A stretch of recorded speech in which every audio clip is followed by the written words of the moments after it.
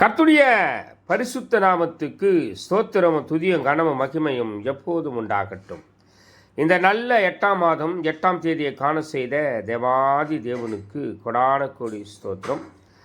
கர்த்தரின் மகிமை ஆத்தும ஆதாயம் சுவிசேஷ ஊழியத்தின் சார்பாக இன்றைய நாளுக்கான சில நிமிட தேவ செய்தி. இனி காலம் செல்லாது, என் ஆண்டவராய் இயேசு கிறிஸ்து வரப்போகிறார். ஆயத்தமாயிருங்கள், அநேகரை ஆயத்தப்படுத்தி ஆண்டவர் பக்கமாய் திருப்புங்கள். பக்கத்துணையாய் கர்த்தர் உங்களோடு கூட இருந்து வழி நடத்துவார். விசேஷமாக அப்போஸ்தலர் 8ஆம் அதிகாரம் 8ஆம் வசனத்தில் எழுதியிருக்கிறது, அந்த பட்டணத்திலே மிகுந்த சந்தோஷம் உண்டாயிற்று என்று சொல்லி.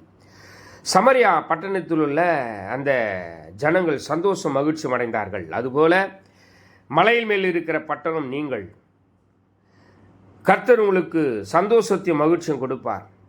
பிள்ளைகளை ஆசீர்வதிப்பார், எல்லைகளை ஆசீர்வதிப்பார். கர்த்தர் எப்போதும் உங்களோடு கூட இருந்து உங்களை வழி நடத்துவார். ஆமேன், ஆமேன், ஆமேன்.